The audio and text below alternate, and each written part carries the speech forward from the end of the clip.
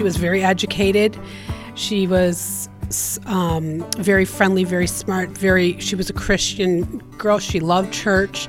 She just made a bad choice, and the choice was laced with fentanyl, and she never made it through that choice.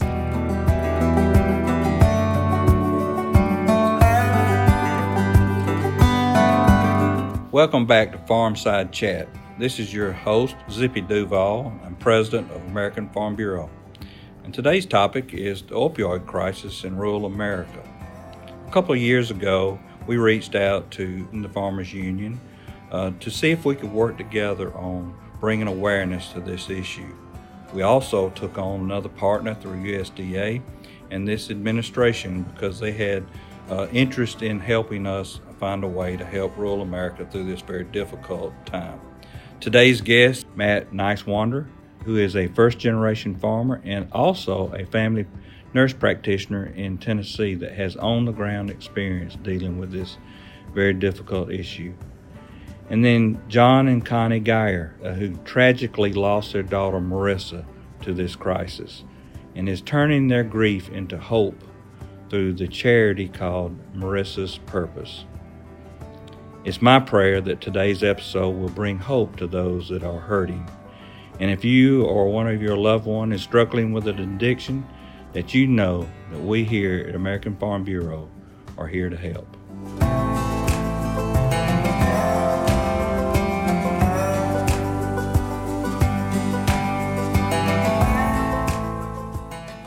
Today I'm real proud to have with me a special guest from Tennessee. He's a farmer and also a family nurse practitioner down in Tennessee.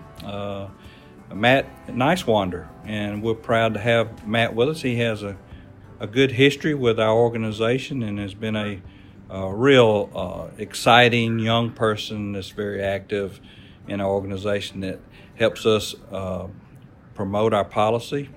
But today we're going to be talking about an issue that we took on a couple of years ago, talking about the opioid crisis across America.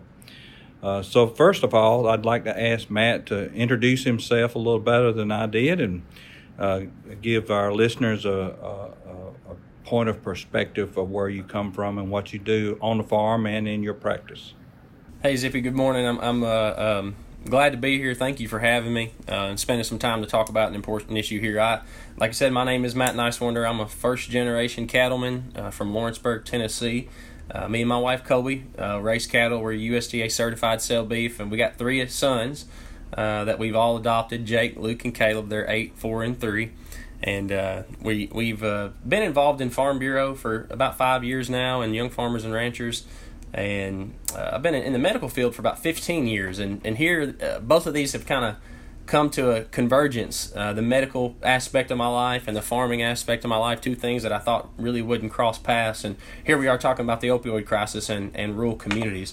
So that's kind of my background and why both of these topics are very important to me. So Matt, can you tell us from your practice, can you tell us what you're seeing in your community? Working in rural America, we've got about 30,000 people in our county. So not a very big town, but it's definitely a farm town for sure in rural America.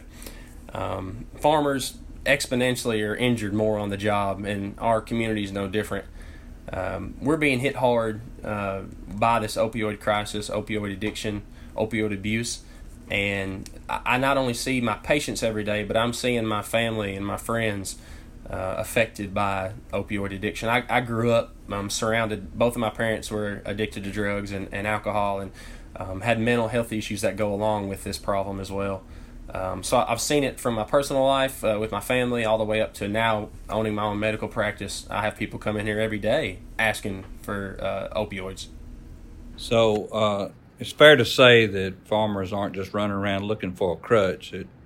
That it is a dangerous industry, and we do probably wake up with a few more aches and pains than the average person would that doesn't work on the farm or do physical work. So tell us, how do people really get in trouble with these opioids and drugs?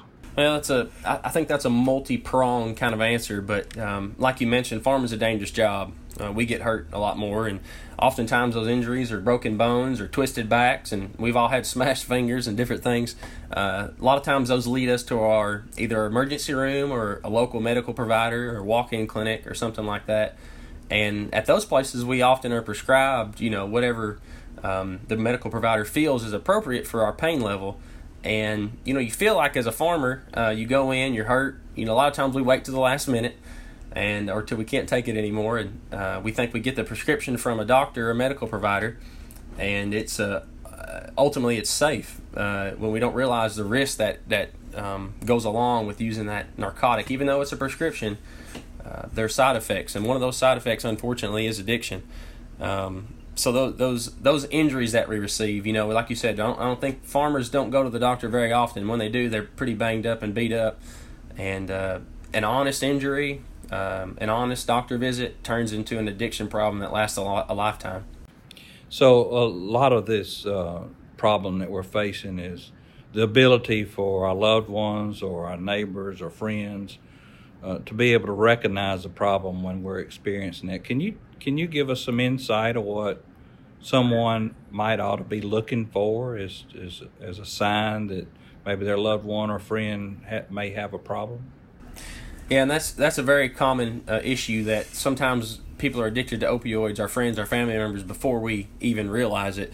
Farmtown Strong campaign put out a study, and it showed that about 75% of farmers or farm workers say they've been affected by the opioid crisis and opioid addiction. And a lot of times those could have been recognized earlier and maybe headed off before they got too serious. A lot of times you'll see just behaviors that are sort of suspicious or sneaky, or people are detached from family members, family events, family functions, community outings, church events, financial issues, when you can't find any evidence of what they've purchased. Those kind of things, whether they posting certain things on social media, maybe hanging around certain friends or family members. We had a family here that there was a father that had an opioid addiction they were unaware of, and he would watch social media to find where people had made comments about having surgeries, whether they had a knee replacement, hip replacement, because he knew they were going to get narcotics and opioids. And he would go to their house to visit and have to go to the bathroom or something while he was there, and he would go in and find opioids and steal them. And so behaviors like that are something you might not look for, but they're more common than you think. Wow, that's quite a story to think that someone would use that social media to be able to connect themselves with the drugs that their body's desiring to have. So I'm sure, though, outside of that realm of farmers being hurt or injuries, there are young people that are exploring different drugs to use, and I would think that would take on a little bit different look, wouldn't it? Well, a lot of people do, and here in our medical practice, I see people come in all the time, and they ask for an opioid prescription or some pain medicine, and people aren't aware what opioids do to your body chemically. I have patients come in, and I'm a big advocate for avoiding opiates when you can. There are times when they can be appropriately used, but when people come in and they say, "Hey, I want an opioid," and I don't think it's appropriate, I just don't tell them no. I try to educate them, because they're going to take that back and share that information. So I tell them, do you know that heroin does the same thing chemically and the same response and the same addictive properties as an opioid prescription that you're asking for? And they say no. And I say, would you take a shot of heroin right now? No, absolutely not. That's what they say. And so, and that changes their mindset. And they almost 100 times, 100%, they will say, I do not want an opioid. I'll look for non-opioid treatment plans for my pain. So that education aspect for the patients, when they realize that heroin does the same thing, they have a picture of a heroin addict on a street corner and, homeless and everything falling apart.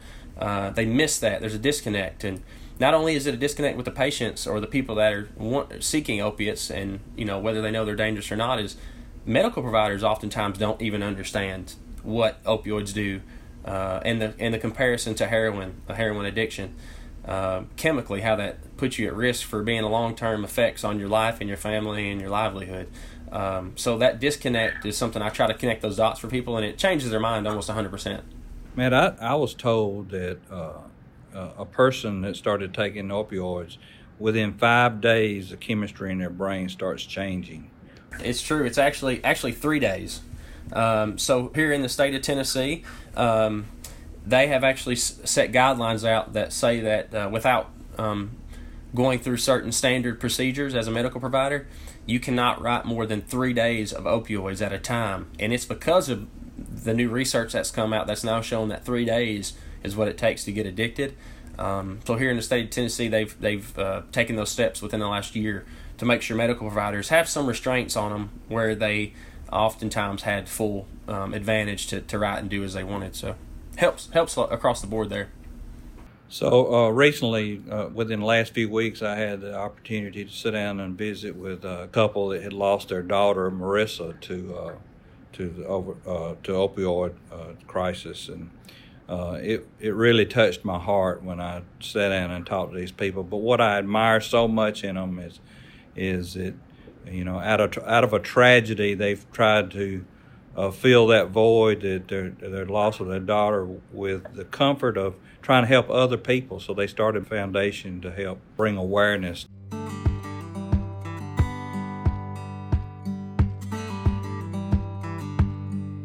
Have two guests with me today. It's John and Connie Gyorr, and they are from Illinois, and they recently in 2016 lost a daughter to opioids.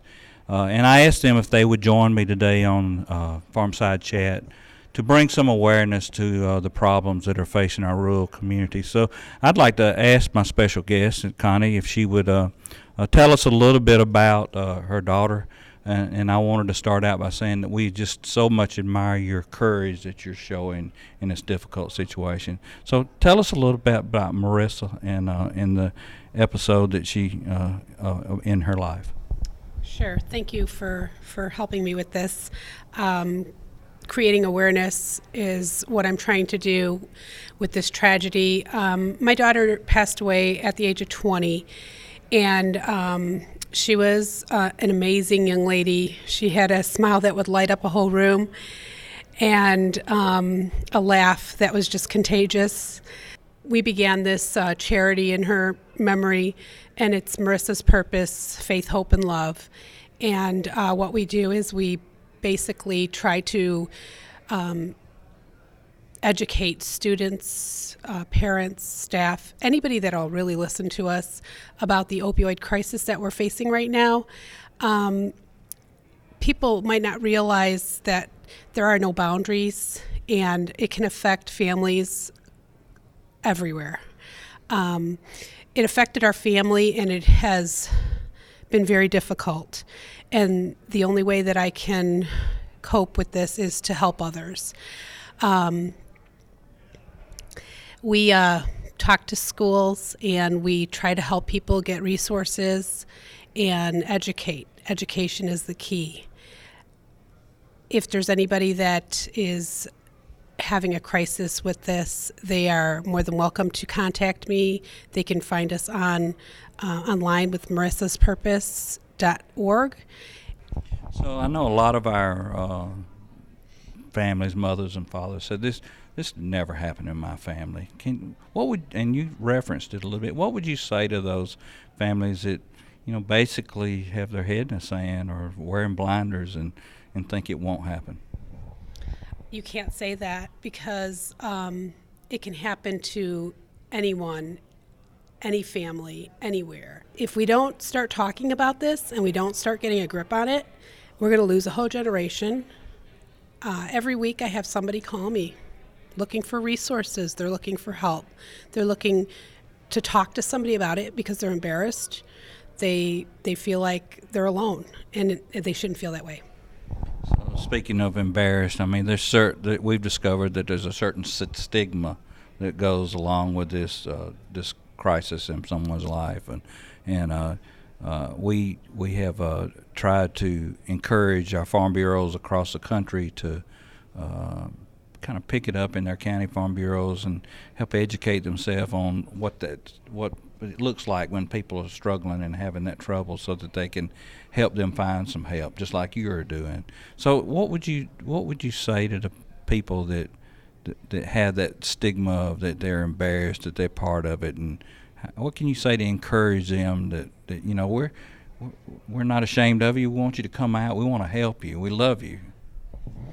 Yes, that's definitely true. There's so many people like myself. When I first found out that Marisa passed away from a cocaine fentanyl overdose, well, I didn't even know what fentanyl was. And once I started researching it, and I felt like I failed as a parent. I was embarrassed that, oh my gosh, my child was doing drugs and I didn't even know it. I was scared. I was confused. I didn't know where to turn for help because I was afraid people were going to point fingers at me and, you know, make me feel like my daughter was living on Skid Row or something, because she wasn't. She was very educated. She was very friendly, very smart, she was a Christian girl. She loved church. She just made a bad choice, and the choice was laced with fentanyl, and she never made it through that choice. Unfortunately, if the person that she was with would have known about the Good Samaritan law, which is another thing that most people don't know about, the overdose Good Samaritan law, he could have took her to the hospital.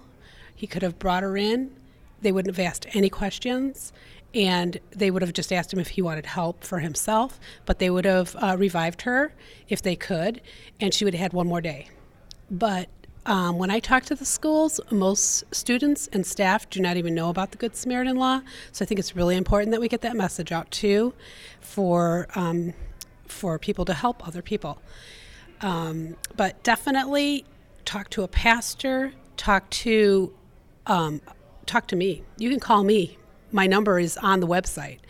I'm not sure I'll have the correct answer for you because everybody's different, but I could give you resources and I could help you to at least get some help. Recovery does work, and I've met many people that have recovered from opioid addiction. So don't be afraid to try and help your family member or whoever it is, because recovery really works, and they can get their life back. So don't give up on them.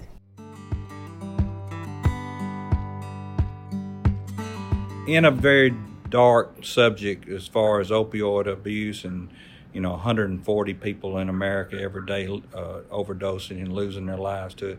That's kind of a grim thing to talk about, but there, we always try to find silver linings in these situations, and I think that Connie and John have found that silver lining in trying to help other people realize that. And I hear in your voice and in your practice every day, you're trying to provide hope and education in your practice. So could you expand a little bit more on that?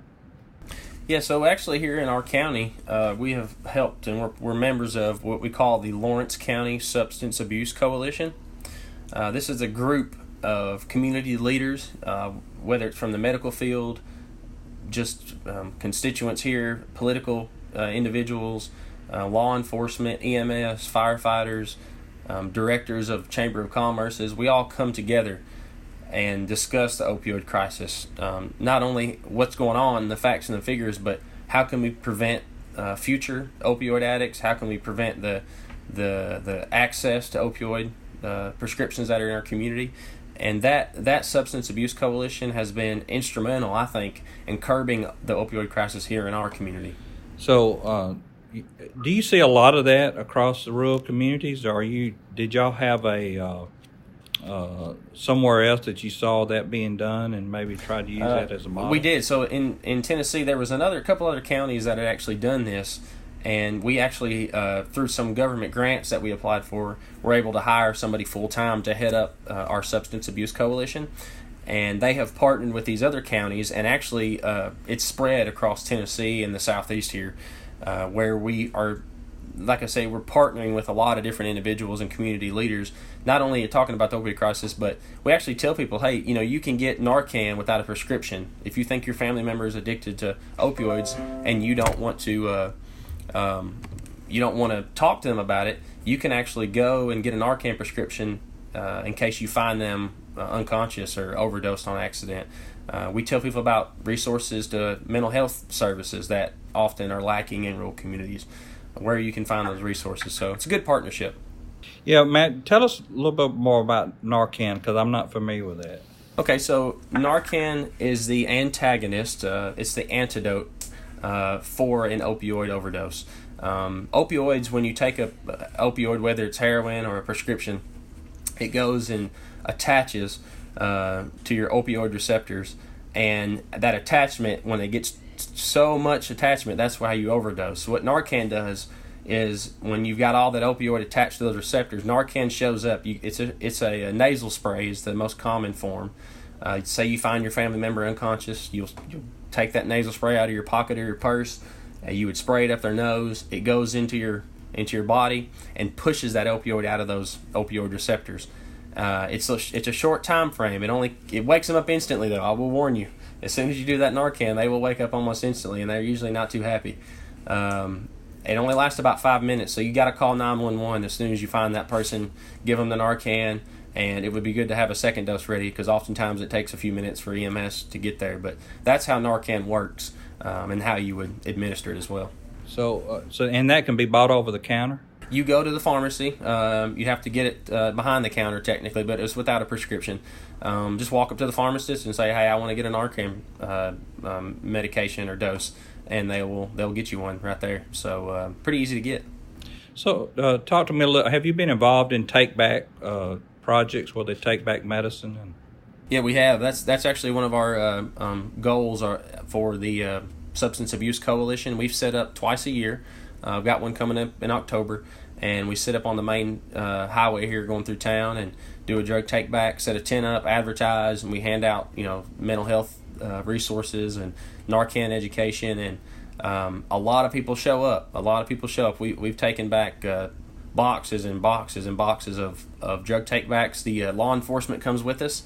They're there, and they handle those drugs and take them back and dispose of them appropriately. And we also have a disposal station set up in our county building where you can go anytime, 8 to 5, any Monday through Friday, and dispose of them on your own there as well. Well, Matt, I appreciate you sharing that, because to me that Narcan and take back projects are something that people need to know about, and to think that someone out there may be thinking their loved one or a friend has a problem, and they could go get that Narcan and have it in their pocket just in case. And I mean, to me, that would be a solution you hope you have to use, but something that you might can have on you to be able to help someone with. I mentioned a while ago that there's a lot that goes on around this problem that is dim and grim, but to talk about the silver lining in this is awareness and education. Awareness of, because there is a stigma that goes along with it. A family member might not want anybody to know that their loved one's going through something like that, and we got to get past that stigma and be able to educate ourselves, become more aware of what's going on around this problem, and to encourage people to reach out. And Farmtown Strong is the web page that we've, along with the Farmers Union, we put together to give people a resource to go to look for resources to help them if they suspect or do have a problem. So do you see any other silver linings in that we can discover, that we can end this conversation with some hope? Yeah, that Farmtown Strong campaign I got involved with several years ago has been instrumental in giving me resources to advocate for the opioid crisis that so many people think of as an urban American problem, and it actually hits rural America a lot heavier. Farmtown Strong has got some great resources on the website you can go to, but some of the key points of it is there's a hotline you can call, whether it's for opioid addiction or mental health services. There's ways on there, it finds you ways to get treatment, substance abuse or mental health, help with prevention. If you want to talk to your family member about how do we keep away from me getting addicted, because good people go in for legitimate problems and become addicted to opioids before they know it. And then we talked about drug disposal. It's on there, but with any Farmtown Strong, with the Substance Abuse Coalition, to me, the main goal and the silver lining of this is it's about bringing all the different individuals together with one common goal, fighting the opioid crisis and making our rural communities, really making them Farmtown Strong. I couldn't have said it better, Matt. That's awesome the way you pulled all that together, and I want to thank you so much. And I want my listeners to understand that Matt is a real farmer, and he just happens to have a second job and running his health practice there, and is facing this day in and day out. And all across America we have people like Matt that are stepping up to the cause, trying to make sure that we do everything we can do to help our community be healthy and move forward and be stronger. So, Matt, we appreciate what you're doing. We appreciate what you do within Farm Bureau family, and thank you so much for joining us today. Thank you, Zippy. God bless you. Thank you for having me. I hope you have a wonderful week. You too. God bless you.